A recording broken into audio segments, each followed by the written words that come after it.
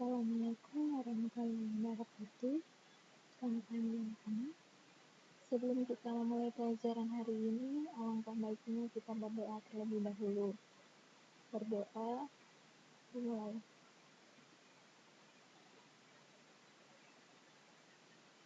Berdoa selesai. Semoga ilmu yang kita pelajari hari ini dapat bermanfaat dan semoga kita selalu diberi kesehatan oleh Allah Subhanahu wa taala. Oke, baiklah, langsung saja kita masuk dalam materi kita hari ini, yaitu benar menuntut ilmu dan mengamalkannya. Pertama-tama yang akan Ibu sampaikan, pertama ada identitas, kemudian mapping, materi, dan terakhir evaluasi.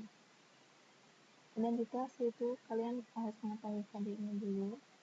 Di sini ada mapping bahwa menuntut ilmu adalah perintah Allah dan Rasulnya, memiliki sikap semangat ilmu sebagai implementasi dari pemahaman At-Taubah dan hadis, menganalisis kewajiban menuntut ilmu, menyajikan kewajiban menuntut ilmu. Kemudian ada tujuan pembelajaran. Nah, setelah mengikuti pembelajaran ini, siswa diharapkan dapat menghafalkan Quran surat At-Taubah 122 dan hadis terkait, dapat menjelaskan kandungan, dapat menyebutkan tokoh muslim yang berjasa, dan dapat menceritakan biografi tokoh teladan. Langsung saja kita ke mapping.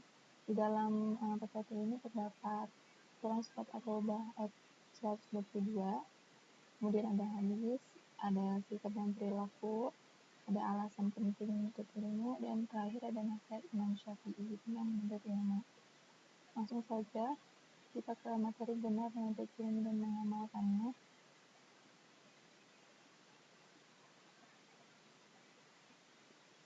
Pertama kita baca dulu Quran surat At-Taubah 122 secara bersama-sama ya.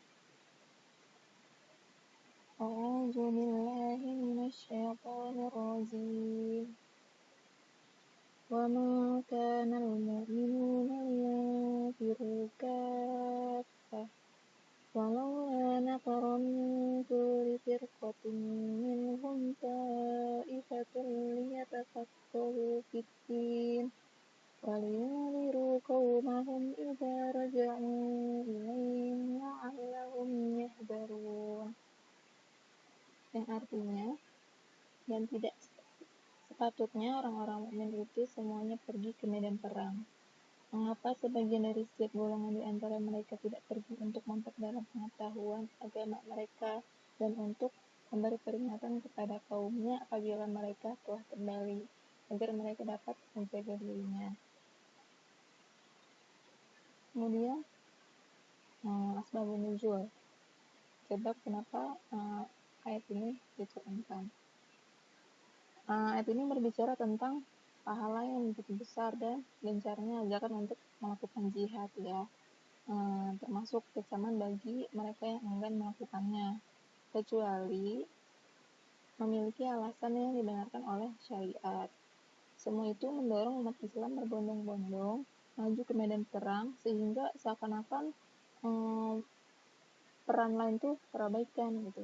Ujian ini tidak sepenuhnya dikehendaki dan tidak semestinya dilakukan karena masih banyak aspek kehidupan lain yang membutuhkan peran aktif kaum muslimin. Terus menurut riwayat lain disebutkan bahwa pada saat Rasulullah SAW kembali dari suatu peperangan dan sudah tiba di Madinah, beliau mengutus beberapa pasukan ke berbagai daerah. Ternyata saat itu banyak kaum muslimin yang ingin terlibat, sehingga jika diperbolehkan, banyak peran dan tugas lain yang berkaitan dengan umat akan terabaikan. Kemudian terdapat isi kandungan. Yang pertama itu, apabila terjadi peperangan, umat Islam tidak wajib semuanya pergi ke medan perang. Artinya ada pembagian tugas dalam masyarakat Islam. Tidak semua orang mukmin harus berangkat ke medan perang, melainkan hanya sebagian aja. Sementara sebagian yang lain itu berangkat memperdalam ajaran agama dalam makna yang luas. maksudnya belajar apa aja. Dengan demikian, umat Islam terhindar dari kebodohan dan keterbelakangan karena masih ada yang memberi pengajaran sehingga ajaran agama itu dapat diketahui secara merata oleh seluruh umat Islam. Yang kedua, uh, pengertian fikih bukan sekadar ilmu agama, tetapi menyangkut segala macam pengetahuan yang mendalam. Kondisi umat Islam saat ini memiliki beberapa kelemahan di berbagai aspek pengetahuan, sehingga umat Islam tidak mampu secara aktif terlibat dalam percaturan dunia, misalnya di bidang teknik sipil, militer, dan media komunikasi. Kemudian yang ketiga, perbanyak pakar atau ahli. Di sini ada makna toib, bukan hanya satu atau dua orang yang menjadi pakar atau ahli di bidangnya. Apa jadinya apabila dalam suatu negara atau bahkan yang lebih luas lagi ya, yakni satu umat hanya ada satu atau dua orang aja nih yang ahli. Contoh konkretnya bisa kita lihat di Indonesia. Sudah lebih dari setengah abad merdeka, namun sumber daya alam yang ada di perut bumi Indonesia gak banyak memberi kesejahteraan bagi rakyatnya sendiri karena tidak banyak memiliki ahli di bidang pertambangan atau mineral. Sebaliknya, pihak lain yang sudah banyak yang menikmatinya. Terus menghilangkan kebodohan dan keterbelakangan umat. Salah satu tujuan berperang dalam Islam tuh apa sih? Ya, tujuan berperang dalam Islam adalah dalam rangka membela diri dan juga dalam rangka memudahkan jalan dakwah. Sementara itu, tujuan mendalam ajaran Islam adalah untuk menghilangkan kebodohan dan keterbelakangan umat sehingga seluruh ajaran Islam dapat dilaksanakan sesuai dengan dasar keilmuan yang mantap. Yang terakhir, mencari dan menuntut ilmu merupakan bagian dari jihad. Pengertian jihad itu tidak hanya sebatas berperang dengan menggunakan senjata, tapi juga bisa tanpa senjata, yaitu perang melawan kebodohan, ketidaktahuan, keterbelakangan, kemiskinan, dan masih banyak lainnya. Kemudian ada hadis tentang pentingnya menuntut ilmu. Kalian bisa baca di sini hadisnya.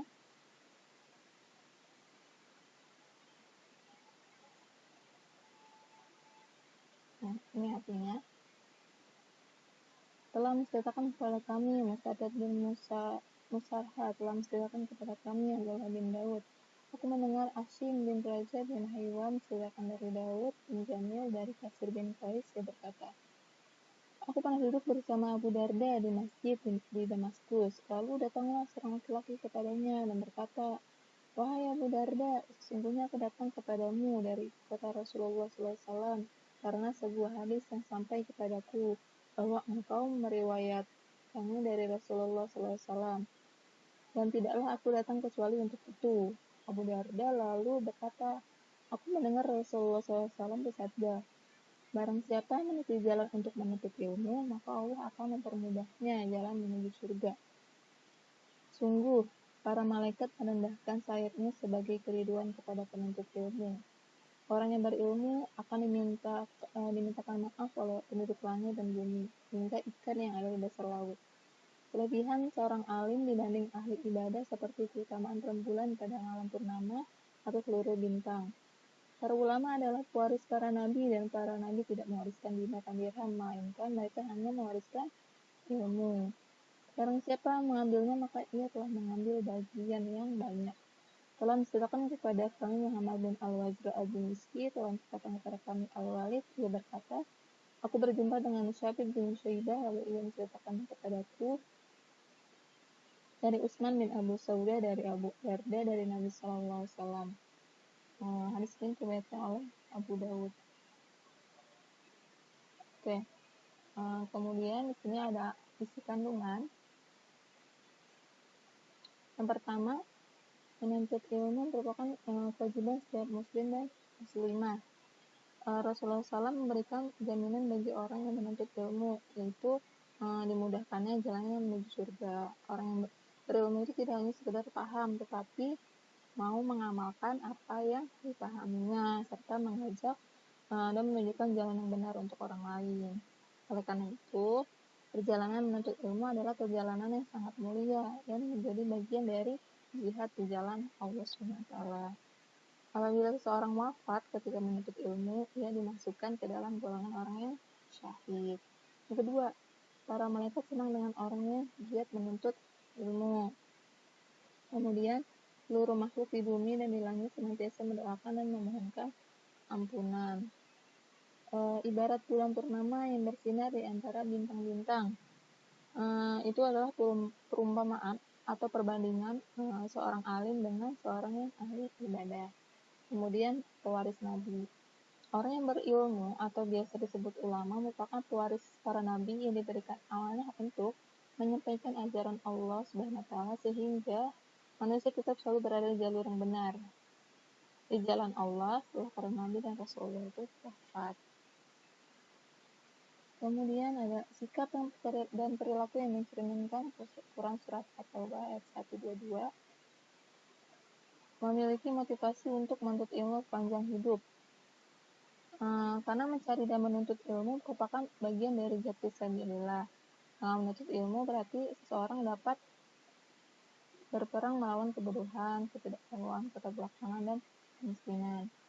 Lalu yang kedua, mempunyai semangat untuk menuntut ilmu dan memiliki semangat untuk mengajarkan kembali kepada orang lain. Nah, hal ini bukan hanya untuk meraih predikat sebagai orang yang dimuliakan oleh Allah SWT, tapi juga untuk mengejar ketertinggalan umat Islam. Umat Islam tidak akan bangkit umat Islam tidak akan bangkit hanya dengan ibadah ritual aja seperti sholat, puasa, melainkan melalui ilmu yang disinergikan dengan kekuatan ibadah mereka. Jadi orang yang beribadah juga harus punya ilmunya. Kemudian yang ketiga, berusaha sekuat tenaga untuk senantiasa meningkatkan ilmu pengetahuan sebagai ikhtiar atau usaha agar tidak tertinggal oleh laju perkembangan zaman. Yang keempat, mengamalkan ilmu dalam kehidupan sehari-hari. Seluruh ilmu yang udah didapetin itu harus diamalkan dalam kehidupan sehari-hari. Kenapa? Sehingga kemaslahatan dan manfaat bagi sesama umat dapat terwujud. Sementara itu Allah sangat murka sama orang yang nggak mau mengamalkan padahal dia udah memiliki ilmunya gitu. Terus yang kelima, menghindari sikap sombong. Menghindari sikap sombong dan bangga karena memiliki ilmu, karena kepandaian yang dimiliki seseorang diibaratkan hanya sedikit saja dari ilmu Allah SWT. Jadi nggak boleh sombong. Ini alasan pentingnya menuntut ilmu. Ini sebenarnya udah kita bahas di awal. Yang pertama, merupakan bagian dari ibadah. Yang menuntut ilmu itu adalah ibadah. Bagian dari jihad fisabilillah. Ditinggikan derajatnya oleh Allah. Syarat diterimanya amal seseorang muslim. Ilmu yang bermanfaat memiliki pahala yang sangat besar. Dimudahkan jalannya menuju surga. Akan didoakan oleh seluruh makhluk di langit dan di bumi. Kemudian ada nasihat Imam Syafi'i tentang menuntut ilmu. Imam Syafi'i merupakan tokoh ilmuwan yang terkenal dengan ketekunan dalam menuntut ilmu, penegak sunnah, penegak kebenaran, dan imam besar dalam bidang fikih.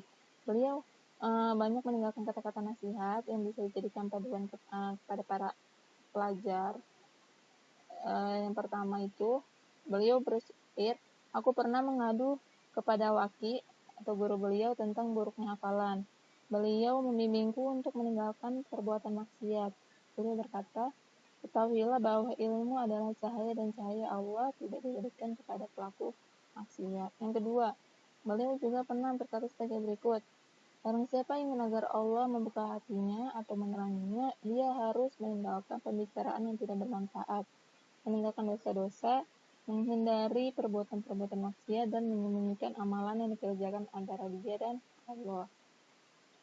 Jika dia mengerjakan hal tersebut, maka Allah akan membukakan ilmu baginya yang akan menyembuhkan dia dari yang lainnya. Sesungguhnya dalam kematian perkara yang menyibukkan.